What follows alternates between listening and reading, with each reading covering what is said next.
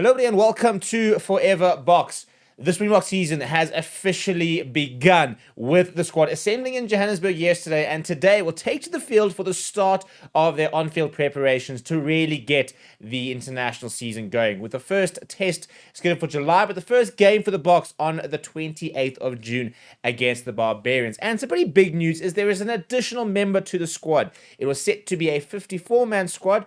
Although at the moment we're still missing a few of the international and the Bulls players, but it's going to be a 55-man squad because Evan Roos has officially been added to the squad. No injury or anything, but he has been added to the squad as a late addition to take that final squad number up to 55.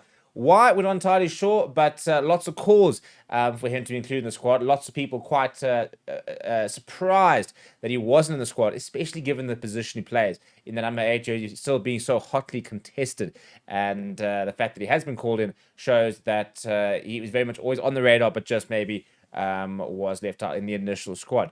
Before we get into it, please do smash a like on the video. Please do subscribe to the channel as well. Right, so yesterday we got a press release coming out of the Bok camp, saying that Evan Roos has been added to the squad, increasing the size of his group to 55 players, saying that he attended the first time in Cape Town in February,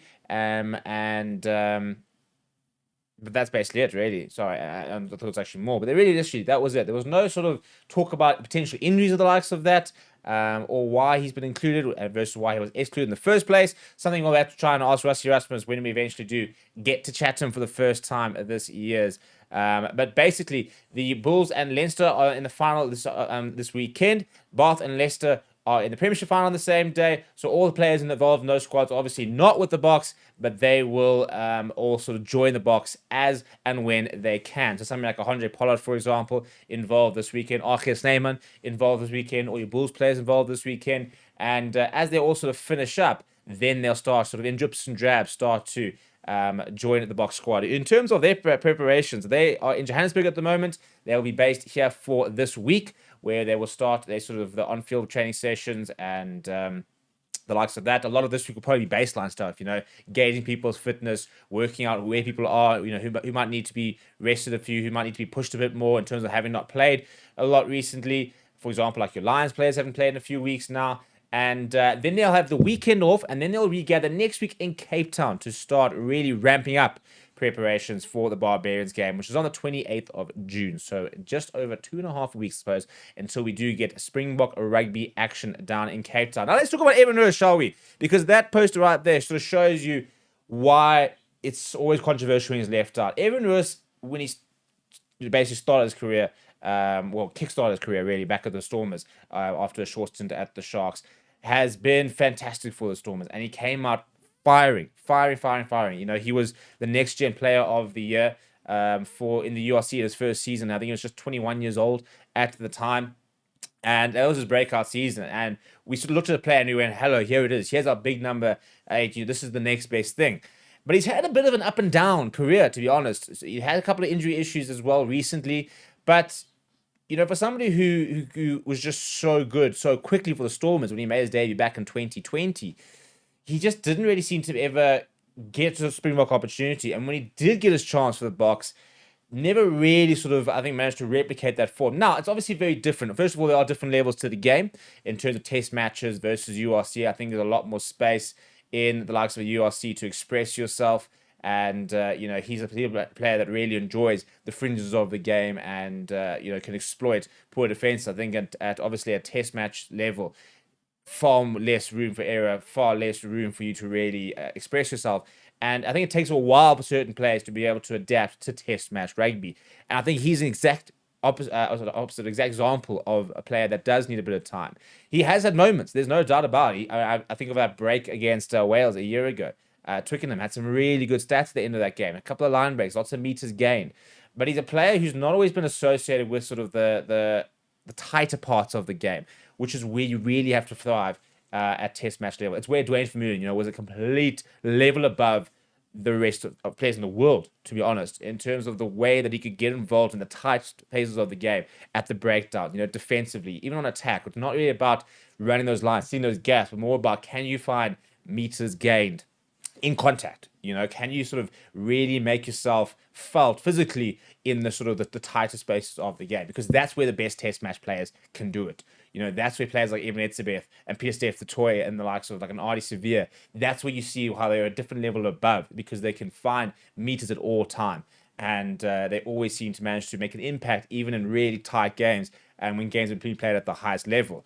I have no doubt Evan Roos is good enough to play Test rugby and good enough to sort of nail down a spot in that box side.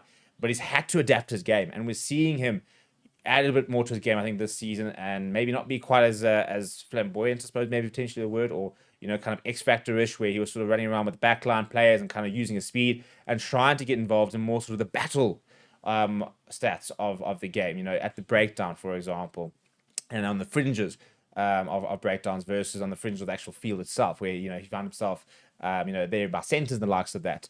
And I think that's going to stand him in good stead. Now, lots of people also have conversations. Is number 8 the best position for him for the Boks? Should he be playing more as a number 6 or the likes of that? And the Boks will probably experiment with that. The main thing I think at the moment is that we are going through a changing of the guard in that back row. Jasper Wiese is, I think, still currently our number 1, number 8, but Cameron Hanekom is saying, listen, I will take that jersey off you if you don't be careful. Similarly, Cameron Hanekom is probably going off the number 6 jersey. Pieter-Steph du Toit, Siya Kolisi, these players are not young.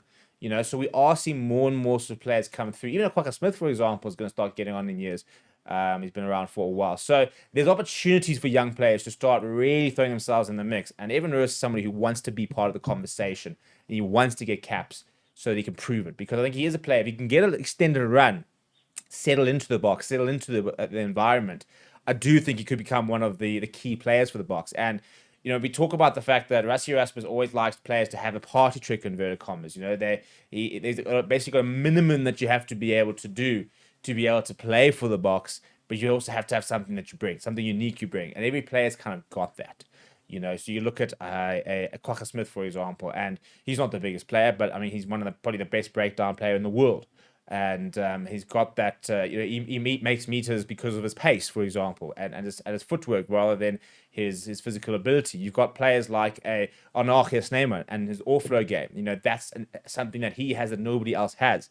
So all these sort of players all have that sort of one or two things that they can do that separate them from the others. And it's almost like a party trick.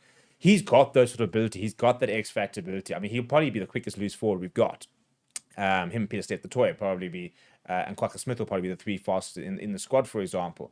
Now, how does he use it? How does he get the best of that in Test match rugby? That's what he's got to figure out. And once he does figure that out, I think we're going to see Evan Roos play many, many tests. He's 25 years old. I think he'll be coming into, his best.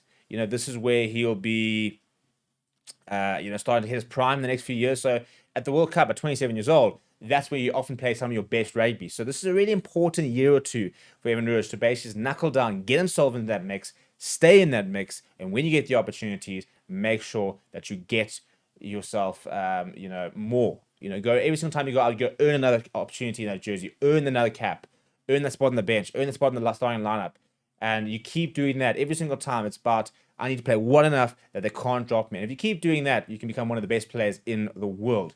Would you start him? Where would you have him in the squad? Let me know down in the comments below. Smash the like on the video. Subscribe to the channel as well. Thank you very much for watching. My name is Steve. I'll chat to you soon.